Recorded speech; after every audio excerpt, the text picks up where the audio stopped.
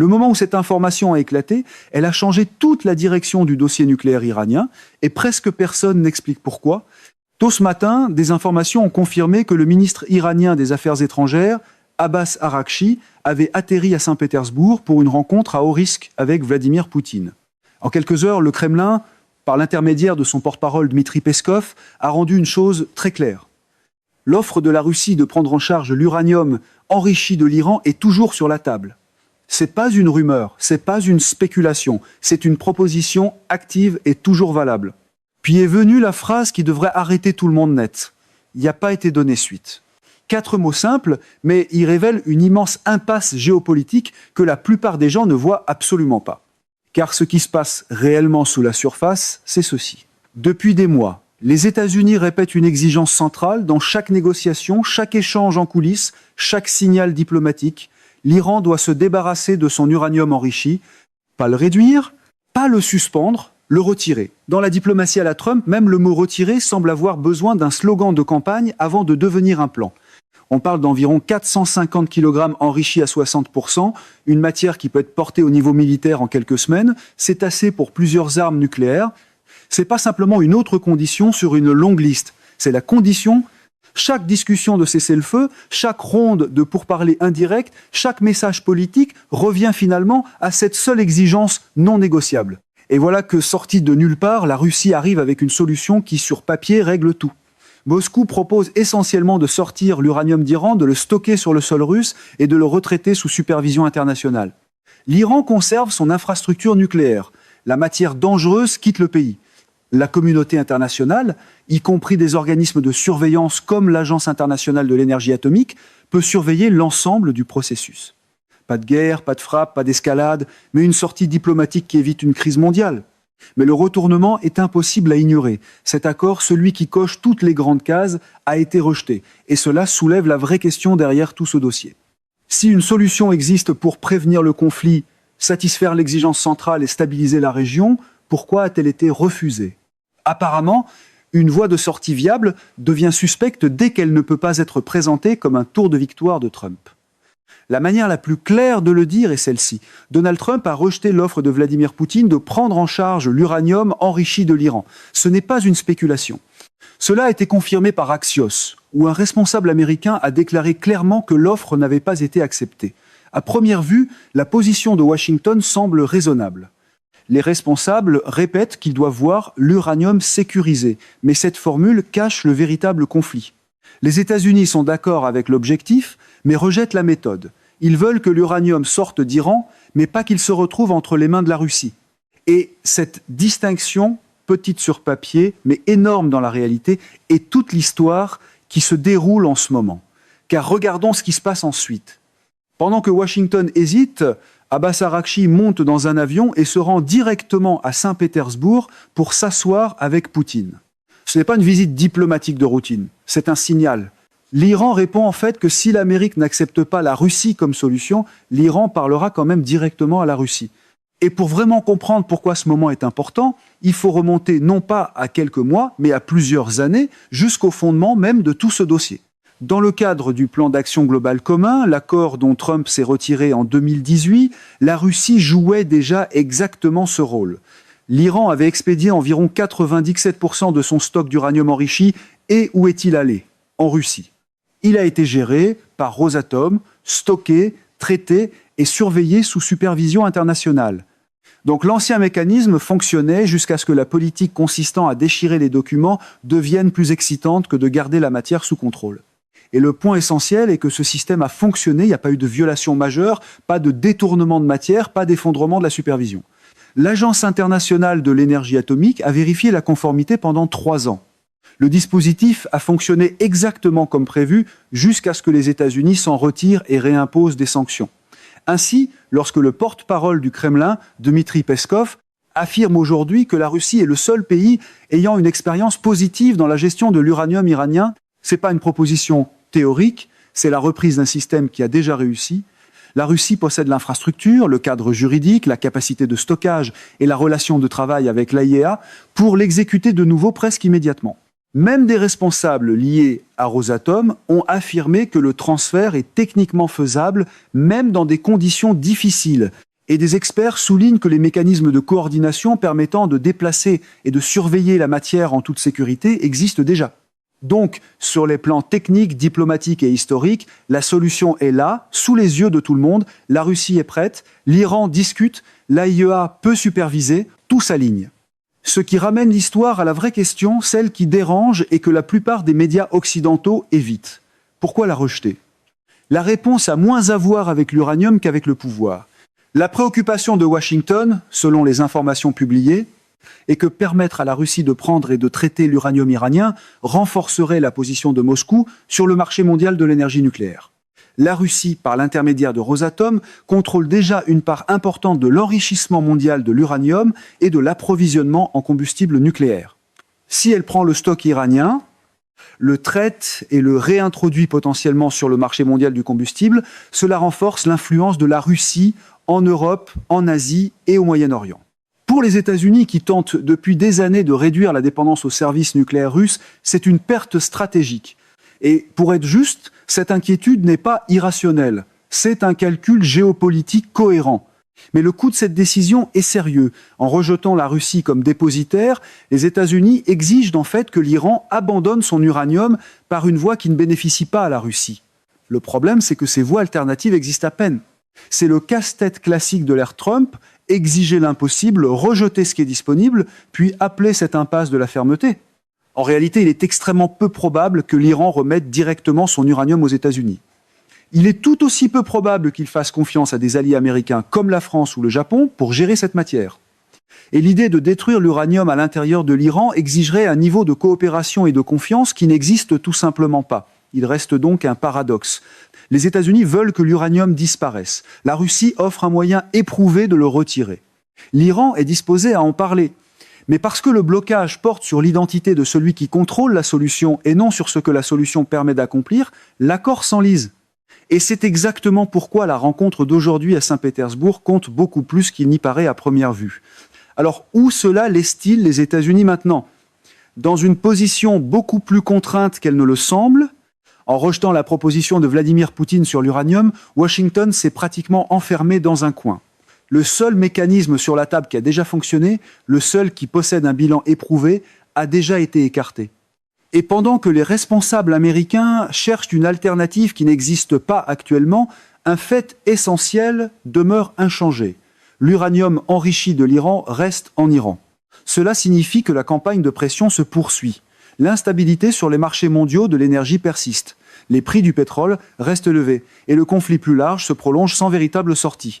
Maintenant, regardons le geste d'Abbas Araghchi aujourd'hui dans ce contexte. Son vol vers Saint-Pétersbourg n'est pas seulement de la diplomatie, c'est de la stratégie. L'Iran comprend exactement la position dans laquelle les États-Unis se sont placés. Téhéran sait que Washington a rejeté le mécanisme russe. Il sait qu'il n'existe aucun substitut prêt à être utilisé. Et surtout, il sait que, sans règlement de la question de l'uranium, les États-Unis ne peuvent pas mettre fin à cette crise selon leurs propres conditions.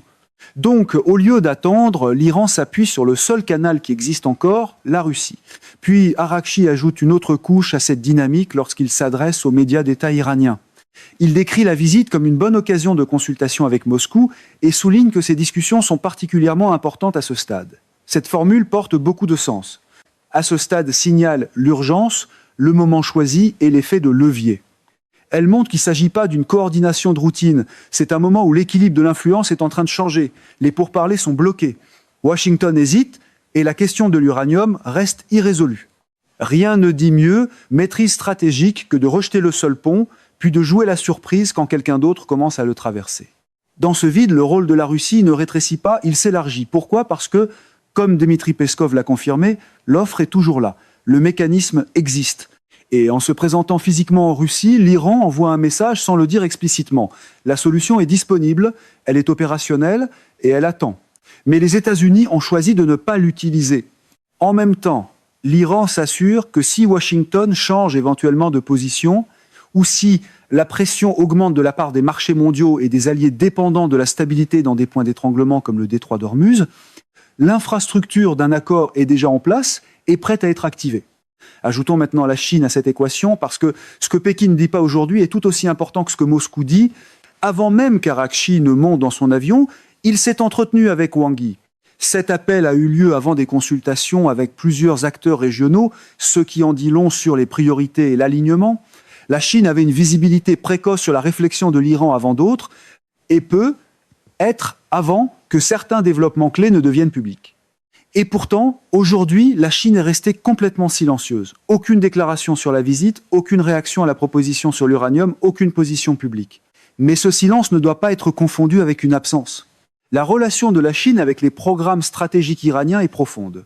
Plusieurs évaluations du renseignement pointent vers la présence de composants chinois dans les systèmes de missiles iraniens, et l'écosystème technologique militaire de l'Iran dépend depuis longtemps à la fois d'apports russes et chinois. Il y a quelques jours à peine, la Chine et la Russie ont tenu des discussions avec l'Agence internationale de l'énergie atomique précisément au sujet du programme nucléaire iranien. Cette rencontre a eu lieu le 24 avril, seulement 3 jours avant l'arrivée d'Arakchi à Saint-Pétersbourg. Cette séquence n'est pas aléatoire. Elle suggère une coordination, une planification, un alignement avant l'action. Ce qui émerge donc, c'est un processus à plusieurs niveaux. La réunion avec l'AIEA agit comme une phase de coordination. La rencontre d'aujourd'hui en Russie ressemble davantage à une phase d'exécution, et la Chine observe depuis une position de force discrète. C'est le pays qui a déjà sécurisé des liens énergétiques à long terme avec l'Iran et qui possède le levier économique nécessaire pour façonner les résultats sans faire de bruit. Ce qui ramène le dossier aux problèmes structurels auxquels les États-Unis sont confrontés. Ce n'est pas seulement un désaccord diplomatique, c'est un dilemme stratégique. Washington a besoin que l'uranium iranien soit retiré. La Russie a la capacité et l'expérience nécessaires pour le retirer. Les États-Unis ont rejeté cette voie et pour l'instant, il n'existe aucune alternative viable que l'Iran accepterait. Il ne reste que 2 véritables options. Reconsidérer éventuellement le mécanisme russe ou emprunter une voie beaucoup plus risquée impliquant une intervention directe. Mais dans le manuel de Trump, la voie risquée bénéficie souvent d'un meilleur éclairage, d'une musique plus forte et de conséquences plus lourdes. Des discussions confirmées par des informations publiées ont porté sur la possibilité que des forces d'opération spéciales sécurisent des matières nucléaires à l'intérieur de l'Iran. Mais ce que cela signifie réellement n'est pas une solution diplomatique. C'est une escalade militaire, cela violerait probablement tout cadre de cessez-le-feu, exigerait une coordination extrêmement complexe et déclencherait presque certainement une réponse de Téhéran susceptible d'élargir le conflit de manière imprévisible. C'est un scénario rempli de variables que personne ne peut contrôler entièrement. Voilà donc la réalité en ce moment. Alors qu'Arakchi est assis face à Poutine à Saint-Pétersbourg, la seule solution pacifique pour retirer l'uranium iranien est celle offerte par la Russie et rejetée par les États-Unis. La seule alternative implique la force, avec tous les risques qui l'accompagnent. Pendant ce temps, la situation sur le terrain continue de se détériorer. Les tensions maritimes montent, la pression économique s'accroît et la fenêtre diplomatique qui devait s'ouvrir pendant un cessez-le-feu se referme lentement.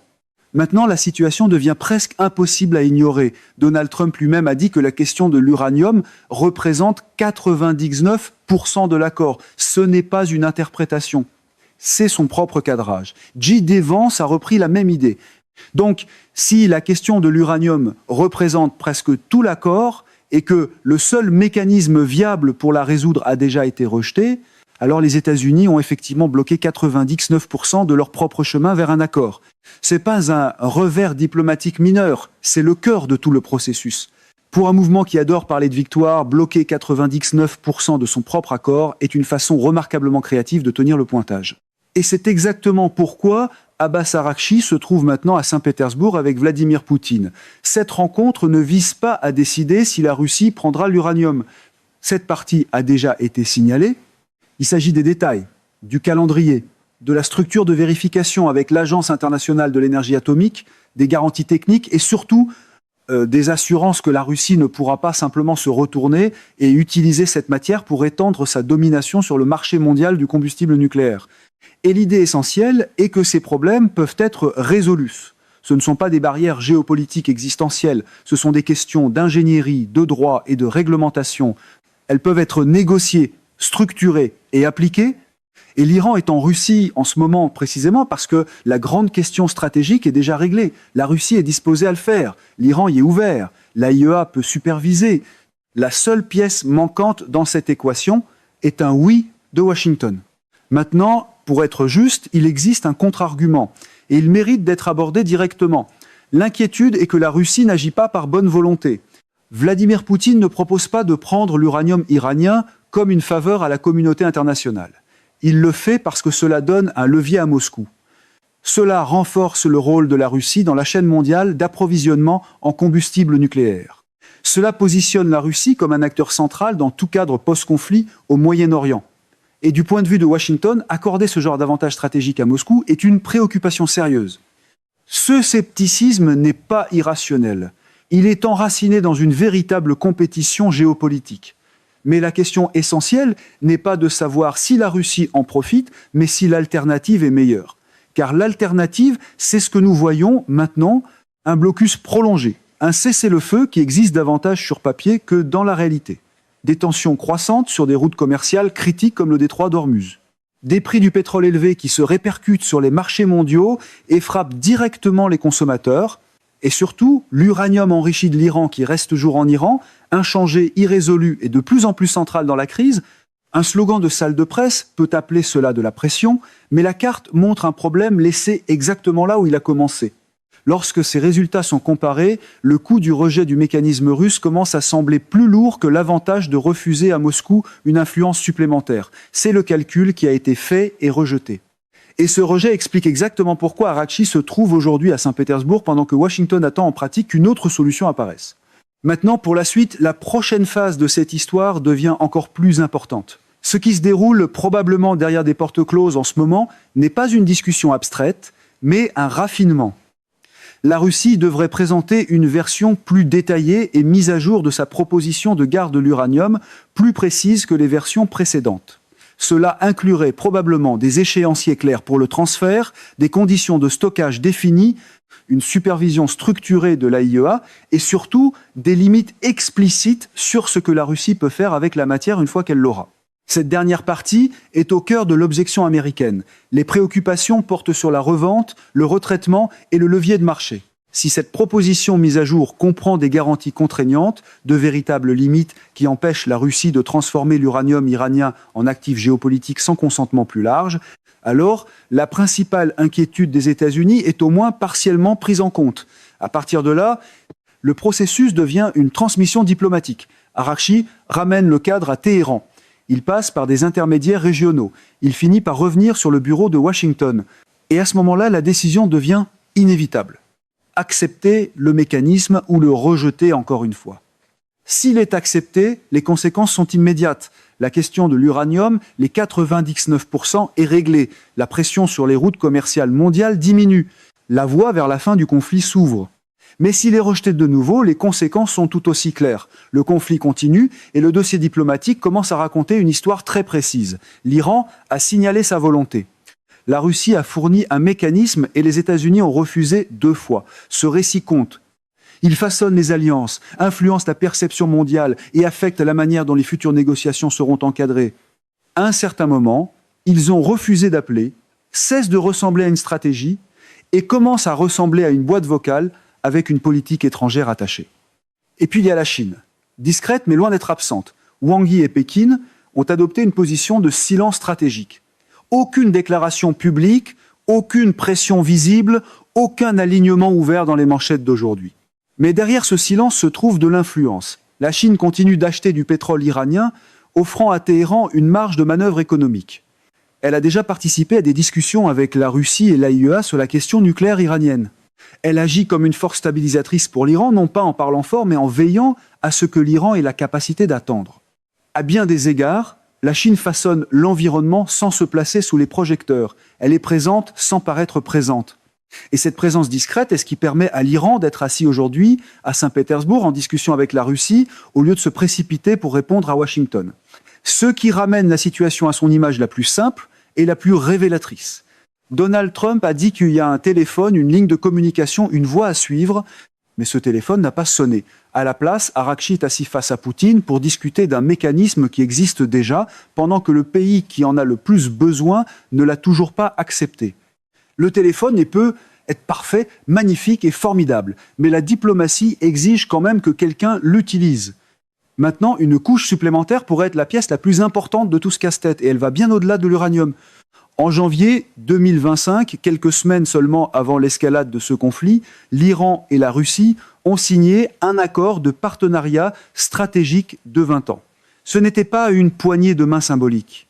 C'était l'un des cadres bilatéraux les plus complets que l'un ou l'autre pays ait conclu dans l'histoire moderne. Il couvre la coopération économique, la coordination militaire et un alignement politique profond.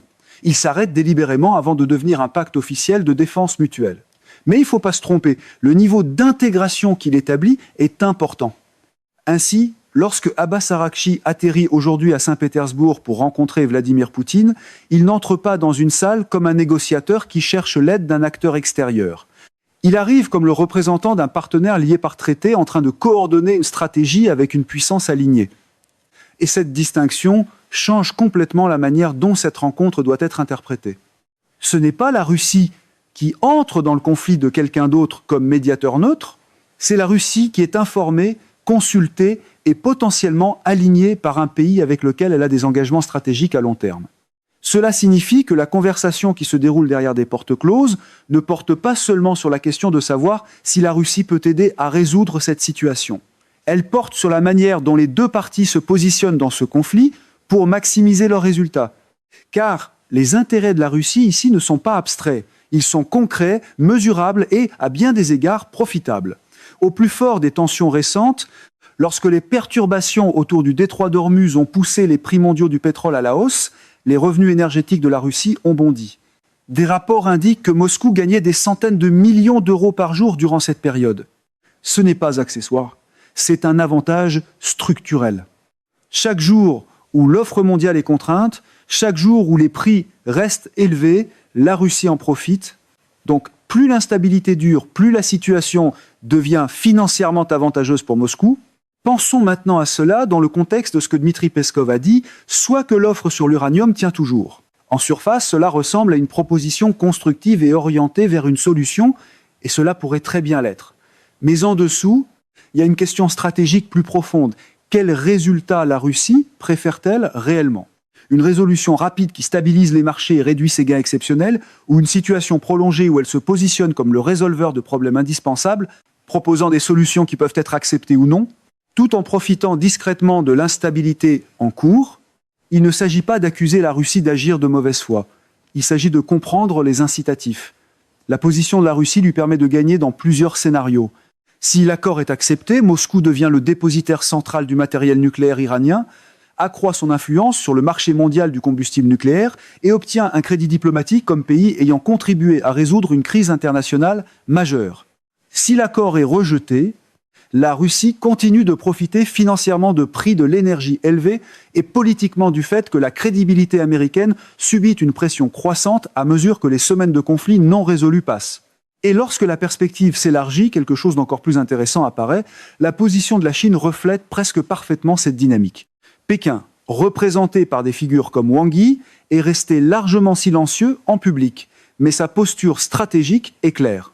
La Chine profite d'un accès continu aux ressources énergétiques iraniennes, souvent dans des conditions favorables. Elle profite des perturbations qui affaiblissent l'influence occidentale sur les marchés mondiaux, et elle profite d'un environnement géopolitique où les États-Unis semblent incapables d'imposer ou de finaliser leurs propres objectifs diplomatiques. La Chine n'a pas besoin de dominer les manchettes pour façonner l'issue. Son rôle est plus discret, mais tout aussi déterminant. En poursuivant son engagement économique avec l'Iran et en se coordonnant à des moments clés avec la Russie et des organismes internationaux comme l'Agence internationale de l'énergie atomique, la Chine crée une base qui permet à l'Iran de rester patient en réduisant l'urgence dans la prise de décision de Téhéran tout en augmentant la pression sur Washington. Donc, lorsque Saint-Pétersbourg est vu dans tout son contexte, ce n'est pas seulement une rencontre sur l'uranium. C'est une convergence de partenariats stratégiques à long terme, d'incitatifs économiques et de positionnement géopolitique. L'Iran se coordonne avec un partenaire lié par traité. La Russie équilibre opportunités et influence. La Chine façonne l'environnement depuis l'arrière-plan. Et les États-Unis tentent de naviguer dans tout cela tout en maintenant une position qui, pour l'instant, ne dispose d'aucun mécanisme clair pour atteindre son propre objectif déclaré. C'est la partie gênante de la force performative. Elle sonne fort au podium, mais elle paraît très différente quand tous les autres sont déjà dans la salle en train de négocier. Voilà pourquoi ce moment compte. Pas seulement pour ce qui est discuté mais pour ce qu'il révèle sur qui détient le levier, qui gagne à retarder les choses et qui décide finalement comment et quand cette situation prend fin. Ce qui se passe maintenant est un problème de stratégie, pas seulement un problème de diplomatie. Les États-Unis exercent une pression sur l'Iran, mais les deux partenaires les plus importants de l'Iran, la Russie et la Chine, profitent tous deux du maintien de cette pression. C'est un déséquilibre structurel. Cela signifie que chaque sanction, chaque retard, chaque négociation bloquée ne nuit pas seulement à l'Iran. Cela renforce aussi la position des pays qui le soutiennent. Et c'est exactement ce qu'Abbas Araghchi fait en ce moment à Saint-Pétersbourg. Il ne discute pas seulement d'uranium avec Vladimir Poutine, il aligne une stratégie. Il s'assure que lorsque la prochaine ronde de discussion commencera, l'Iran, la Russie et la Chine ne réagiront pas séparément, mais avanceront dans la même direction.